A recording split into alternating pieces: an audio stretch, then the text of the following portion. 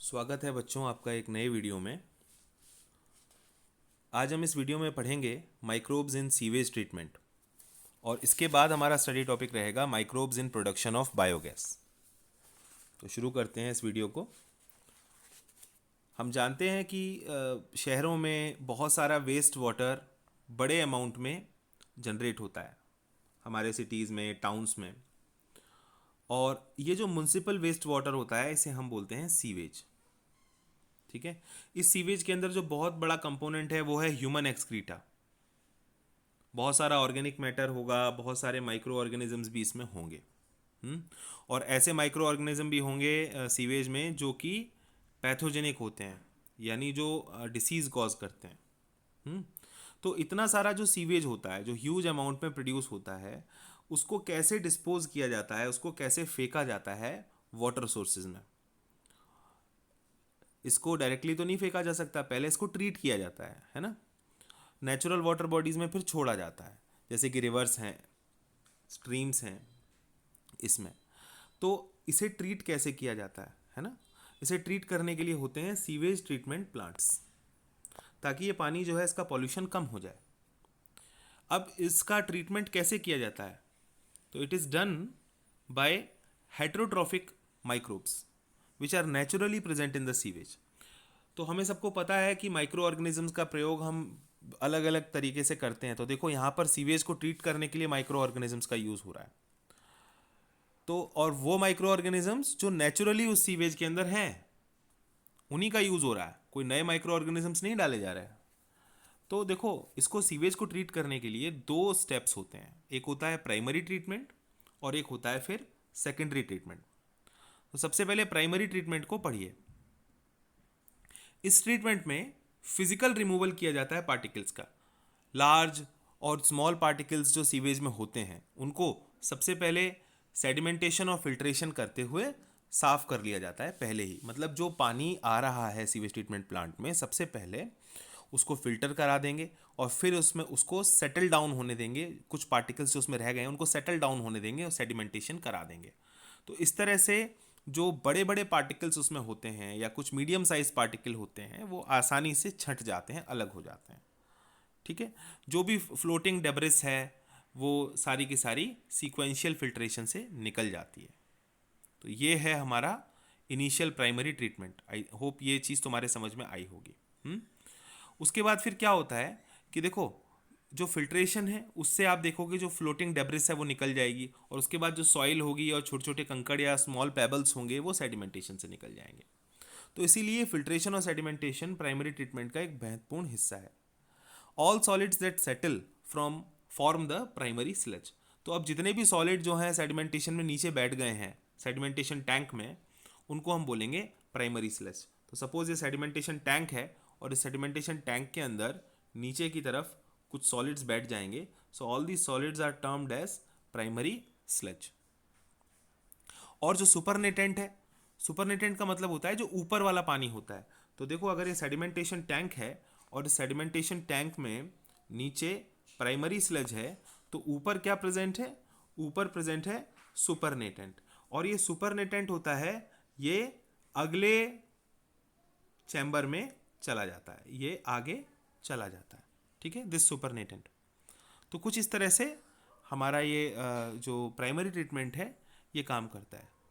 The effluent यानी बाहर निकलने वाला पानी, सेटलिंग टैंक से बाहर निकलने वाला पानी जो है उसको इफ्लुएंट बोलेंगे। इसको आगे चल के हम सेकेंडरी ट्रीटमेंट में ले जाते हैं, उसका सेकेंडरी ट्रीटमेंट किया जाता है। तो अब सेकेंडरी ट्रीटमेंट क्या होता है ये देखिए। सेकेंडरी ट्रीटमेंट को हम बायोलॉजिकल ट्रीटमेंट भी बोलते हैं। तो जो भी प्राइमरी इफ्लुएंट है, प्राइमरी इफ्लुएंट कहाँ से आया है? सेडिमेंटेशन टैंक से आया है। ठीक है ना। It is passed into large aeration tank. एक बहुत बड़े एरेशन टैंक में ये प्राइमरी इफ्लुएंट चला जाता है, और उस एरेशन टैंक में क्या होता है, सपोज ये एरेशन टैंक है, इसमें प्राइमरी इफ्लुएंट आ गया है, तो इसके अंदर क्या होता है? एजिटेशन होता रहता है इसका। एजिटेशन का मतलब है कि इस एरेशन टैंक के अंदर जो भी पानी आया है उसको लगातार घुमाया जाता है। एरेशन होता है उसका, और एजिटेशन भी होता है। एरेशन का मतलब यह है कि एयर पास की जाती है, और एजिटेशन का मतलब है काफ़ी उसको घुमाया जाता है। दोनों चीज़ें यहाँ पर होती हैं, देखो एजिटेटेड एंड एरेटेड, ठीक है। तो एजिटेशन कैसे होगा, मैकेनिकली होगा। तो मैकेनिकली एजिटेशन कैसे होगा, इस तरह से एक वहाँ पर डिवाइस होगा और ये लगातार घूमेगा आगे पीछे, इस तरह ये घूमेगा टैंक में, और इसके अंदर होल्स भी होंगे, जिससे क्या होगा, जिससे एयर लगातार इस टैंक के अंदर आती रहेगी। तो ये हमारा सपोज एक बड़ा टैंक है और इस टैंक के अंदर पानी आ गया, यानी प्राइमरी फ्लुएंट आ गया है, और प्राइमरी फ्लुएंट जो है, ये सपोज प्राइमरी फ्लुएंट है, और इस प्राइमरी फ्लुएंट को लगातार एजिटेट किया जा रहा है और एरेट भी किया जा रहा है, दोनों चीज़ें हो रही हैं। लगातार ये घूम रहा है और इसके अंदर हवा भी पास हो रही है। तो इससे क्या होगा, इससे जो एरोबिक माइक्रो ऑर्गेनिजम्स हैं उनकी बहुत तेज़ी से ग्रोथ होगी, ठीक है। और जब उनकी ग्रोथ होगी तो वो बना लेंगे फ्लॉक्स, यानी गुच्छे बना लेंगे। क्यों, क्योंकि देखो फंगल फिलामेंट्स भी ग्रो होंगे और बैक्टीरिया भी ग्रो होंगे, और ये आपस में जब इनकी ग्रोथ ज़्यादा हो जाएगी तो उनका मास बढ़ेगा और ये मैश लाइक स्ट्रक्चर्स फॉर्म कर देंगे, यानी जाली नुमा स्ट्रक्चर्स, मैश लाइक स्ट्रक्चर्स, धागे नुमा स्ट्रक्चर्स बना लेंगे और आपस में उलझ जाएंगे, जिससे क्या बनेंगे, जिससे बनेंगे फ्लॉक्स। अब ये माइक्रो ऑर्गेनिजम्स जो एरोबिक माइक्रो ऑर्गेनिजम्स हैं, जब ये ग्रो कर रहे होंगे तो क्या कर रहे होंगे, ये ऑर्गेनिक मैटर को ख़त्म कर रहे होंगे, क्योंकि ऑर्गेनिक मैटर को कंज्यूम करके ही ये एनर्जी लेंगे। तो ऑर्गेनिक मैटर जो भी उस पानी के अंदर है, प्राइमरी फ्लुएंट के अंदर जो भी ऑर्गेनिक मैटर है, उसको लगातार ये कंज्यूम करेंगे और अपना नंबर बढ़ाएंगे। इसकी वजह से क्या होगा, जो बायोलॉजिकल ऑक्सीजन डिमांड है वो धीरे धीरे कम हो जाएगी इफ्लुएंट की। तो बायोलॉजिकल ऑक्सीजन डिमांड कम होने का क्या मतलब है कि पॉल्यूशन इफ्लुएंट का कम हो गया। अब बीओडी क्या होती है, BOD is the amount of oxygen that would be consumed if all the organic matter in 1 liter of water was oxidized by bacteria। तो ऑर्गेनिक मैटर जो है 1 लीटर वाटर के अंदर अगर उसको बैक्टीरिया ऑक्सीडाइज करते हैं कंप्लीटली, तो इसको हम बोलेंगे बायोलॉजिकल ऑक्सीजन डिमांड। जितनी भी ऑक्सीजन चाहिए उस 1 लीटर पानी के अंदर ऑर्गेनिक मैटर को ऑक्सीडाइज करने के लिए, उसे हम बोलेंगे बायोलॉजिकल ऑक्सीजन डिमांड। तो कौन ऑक्सीडाइज कर रहा है, बैक्टीरिया ऑक्सीडाइज कर रहा है, ठीक है। किसे ऑक्सीडाइज कर रहा है, ऑर्गेनिक मैटर को, किसके हेल्प से, ऑक्सीजन के हेल्प से, ठीक है। और 1 लीटर पानी के अंदर हम कितनी ऑक्सीजन की डिमांड है वो निकालेंगे, तो इसको बोलेंगे बीओडी। तो अगर सोचो ऑर्गेनिक मैटर ज़्यादा होगा तो बीओडी भी ज़्यादा होगा, अगर ऑर्गेनिक मैटर कम होगा तो बीओडी भी कम हो जाएगा। तो अगर बीओडी आप कैलकुलेट कर लो किसी भी वाटर बॉडी में, किसी भी पानी के बॉडी में आप अगर बीओडी कैलकुलेट कर लें, तो अगर बीओडी कम हो रहा है सपोज, तो उसका मतलब ये है कि ऑर्गेनिक मैटर भी कम हो रहा है। इसीलिए the sewage water is treated till the BOD is reduced, यानी जो डिमांड है ऑक्सीजन की अगर वो कम हो जाए, इसका मतलब सीधा सीधा यही होगा कि ऑर्गेनिक मैटर भी कम हो गया है, ठीक है। The BOD test measures the rate of uptake of oxygen by micro organisms in a sample of water, and thus indirectly BOD is a measure of organic matter present in the water. Greater the BOD of wastewater, more it is polluting, okay, more is its polluting potential। तो जितना ज़्यादा BOD होगा किसी भी पानी का, उतना ही ज़्यादा वो पॉल्यूटिंग होगा, क्योंकि उसके अंदर ऑर्गेनिक मैटर भी उतना ही ज़्यादा होगा।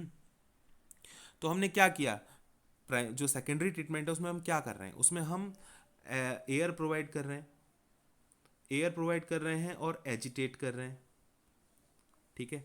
इससे क्या हो रहा है, इससे ये हो रहा है कि माइक्रो ऑर्गेनिजम्स जो एरोबिक माइक्रो ऑर्गेनिजम्स है उनका नंबर बहुत बढ़ रहा है, और वो एरोबिक माइक्रो ऑर्गेनिजम्स किसको कंज्यूम कर रहे हैं, वो aerobic micro organisms organic matter को कंज्यूम कर रहे हैं, और ऑर्गेनिक मैटर कंज्यूम हो जाने के कारण बीओडी क्या हो रहा है, बीओडी रिड्यूस हो रहा है। बीओडी रिड्यूस हो रहा है मतलब पानी साफ हो रहा है।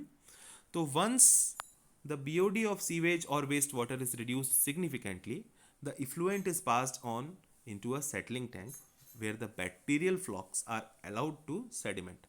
अब जो देखो एजिटेशन वाला टैंक था उसमें तो पानी लगातार घूम रहा था, इस एजिटेशन टैंक के अंदर पानी लगातार घूम रहा है, बिकॉज यहाँ पे एजिटेटर प्रेजेंट है जो लगातार वाटर को घुमा रहा है, और यहाँ पर एरेशन भी है, तो यहाँ बहुत सारे फ्लॉक्स बन गए। अब जो अगला टैंक है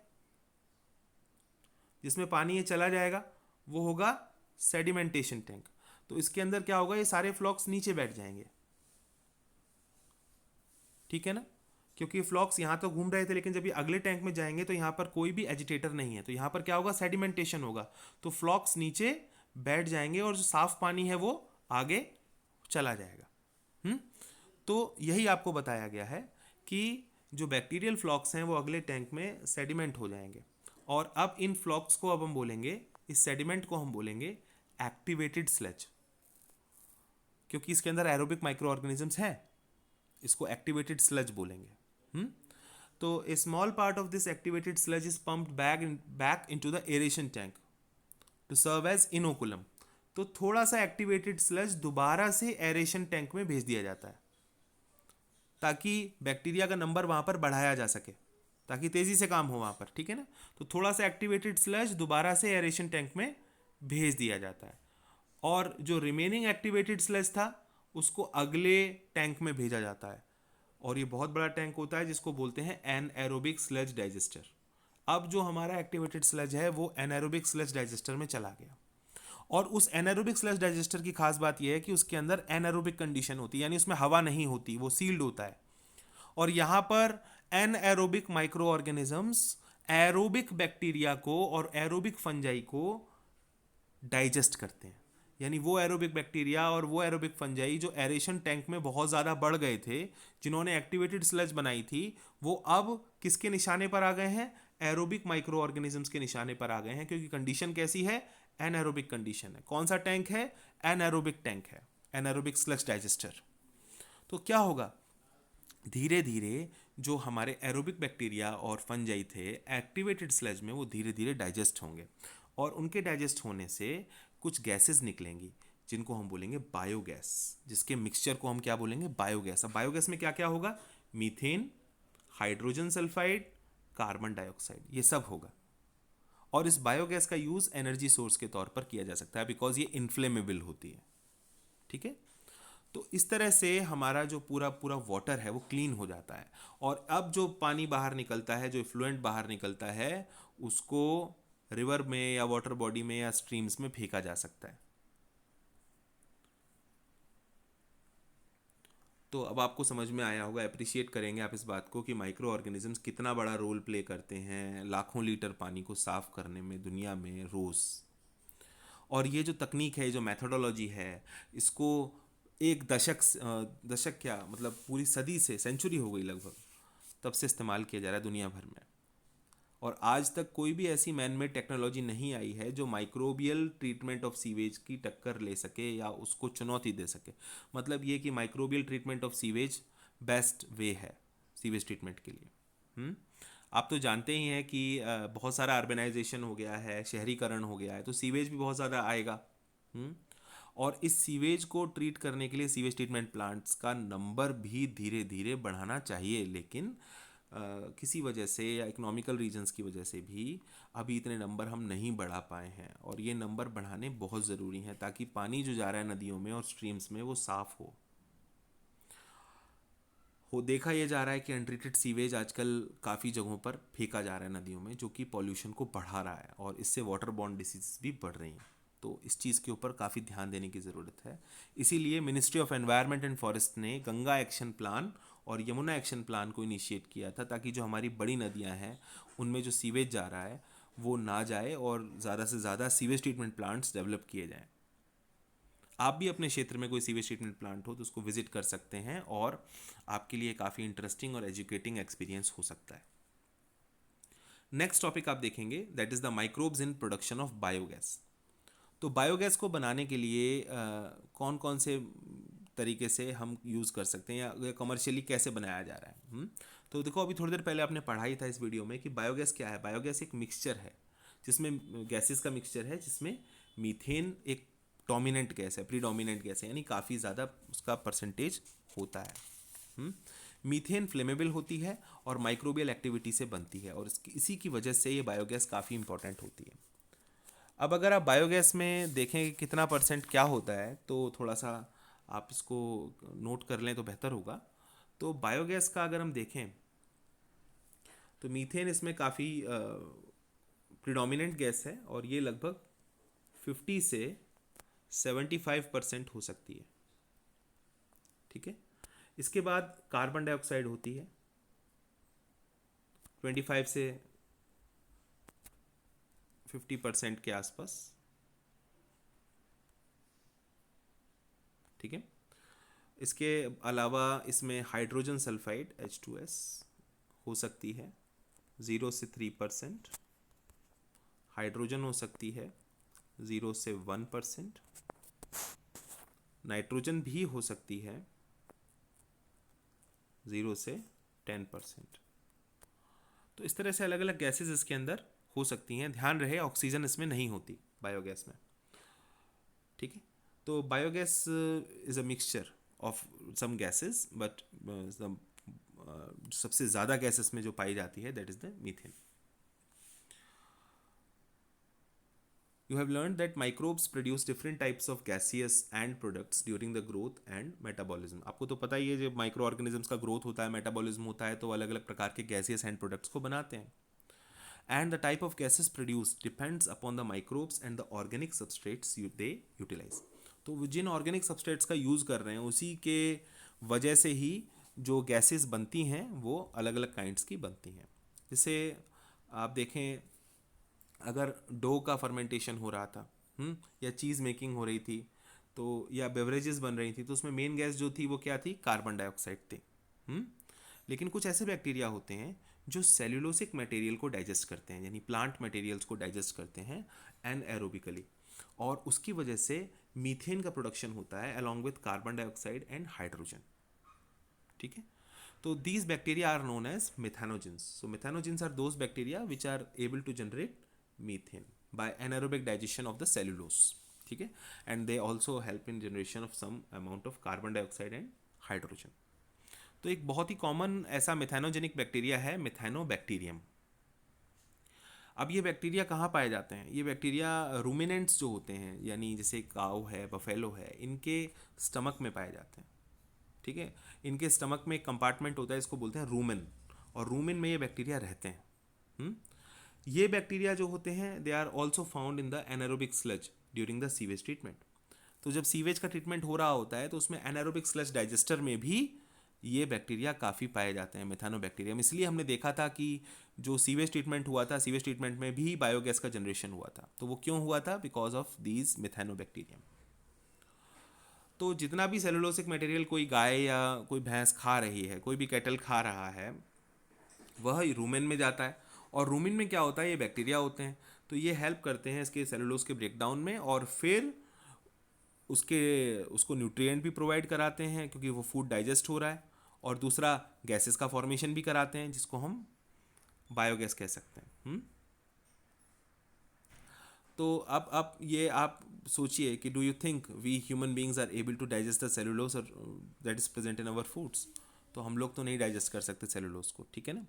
तो अब क्या होता है कि जो कैटल होता है, इसके डंग में, यानी इसके एक्सक्रीटा में, जिसको हम गोबर कहते हैं, बहुत सारे मिथेनोबैक्टीरियम प्रेजेंट होते हैं। और इस डंग का इस्तेमाल हम बायोगैस को बड़े अमाउंट में जनरेट करने के लिए, या बायोगैस को हम गोबर गैस भी कहते हैं, उसको जनरेट करने के लिए हम करते हैं। तो बायोगैस को जनरेट करने के लिए हमें एक प्लांट की ज़रूरत होती है, जिसमें एक कंक्रीट टैंक होता है जो लगभग 10 से 15 फीट गहरा होता है, जिसमें जितने भी बायो वेस्ट हैं इनको कलेक्ट किया जाता है, और एक स्लरी डाली जाती है, यानी एक घोल डाला जाता है जो किसका? डंग का होता है, ठीक है ना। ऊपर एक फ्लोटिंग कवर होता है, जैसे कि आपको यहाँ दिखाई दे रहा है। ये डाइजेस्टर है, यहाँ पर नीचे ये डाइजेस्टर है, ठीक है। यहाँ पर इनपुट है, यानी यहाँ से हम गोबर और पानी की स्लरी को डालते हैं, स्लरी घोल, और वो स्लरी नीचे आती है। अब ये स्लरी डाइजेस्टर के अंदर आ चुकी है, ठीक है। अब इस डाइजेस्टर के ऊपर एक आप देख रहे हो फ्लोटिंग कवर है। ये कवर जो है फ्लोटिंग है, यानी ये धीरे धीरे ऊपर की तरफ उठ सकता है। जैसे जैसे बढ़ता जाएगा ये कवर भी ऊपर उठता जाएगा। इस कवर के अंदर क्या इकट्ठा हो रहा है? इसके अंदर यहाँ पर इकट्ठा हो रहा है गैस, ठीक है। तो ये जो गैस होल्डर है ये लगातार ऊपर उठता चला जाएगा अगर इसके अंदर गैस इकट्ठी होती चली जाएगी। और ये गैस कौन सी गैस है? ये बायोगैस है। देखो इसमें मीथेन है, कार्बन डाइऑक्साइड है, H2S होगा। यहाँ पर आप H2S या H2 लिख सकते हैं। तो ये गैसेस यहाँ पर आएंगी। ये गैसेस यहाँ पर क्यों आएंगी? बिकॉज यहाँ पर क्या हो रहा है? एनएरोबिक डाइजेशन हो रहा है। कौन सा बैक्टीरियम प्रेजेंट है? मिथेनोबैक्टीरियम। उसके कारण से ये जो गैसेस आएंगी वो धीरे धीरे इस गैस होल्डर में चली जाएंगी, और गैस होल्डर लगातार ऊपर उठ रहा है, मतलब गैसेस का अमाउंट बढ़ रहा है। अंडरस्टैंड? और फिर क्या होगा, ये गैसेस जो हैं जब ज़्यादा आ जाएंगी तो हम यहाँ से ये जो वाल्व है इसको खोल देंगे और फिर ये गैसेस आगे सप्लाई हो जाएंगे। तो ये तो हो गया इसका डिज़ाइन। अब देखो जो एक्स्ट्रा स्लज होगा, जब ये ऊपर बढ़ता चला जाएगा तो एक्स्ट्रा स्लज क्या होगा, यहाँ से इधर आ जाएगा और उसको यहाँ से निकाला जा सकता है। ठीक है, तो लेवल बढ़ने पर स्लज को निकाला भी जा सकता है, गैसेस को भी कलेक्ट किया जा सकता है। तो कुछ इस तरह से ये हमारा पूरा का पूरा बायोगैस प्लांट जो टिपिकली यूज़ होता है वो काम करता है। तो आप तो जानते ही हो, रूरल एरिया में, गांव के इलाकों में कैटल डंग बहुत बड़े अमाउंट में प्रेजेंट होता है और इसीलिए बायोगैस प्लांट्स अगर रूरल एरिया में बनाए जाएं तो उनकी कुकिंग की और जो लाइटिंग की जो ज़रूरतें हैं वो पूरी की जा सकती हैं। इसी को ध्यान में रखते हुए इंडियन एग्रीकल्चर रिसर्च इंस्टीट्यूट ने और khadi and village industry commission ने काफ़ी एफर्ट्स लगाए हैं और बहुत सारे बायोगैस प्लांट्स स्कूल्स विलेजेस के आसपास भी लगाए हुए हैं गाँव में। तो अगर आपके घर के आसपास या आपके गांव में कहीं बायोगैस प्लांट हो तो उसको भी विज़िट कीजिए और उसको देखिए कि वो किस तरह से मैनेज होता है। तो स्टूडेंट्स, आई होप थोड़ा आपको समझ में आया होगा ये वीडियो, और इसको देखने के लिए आपका धन्यवाद।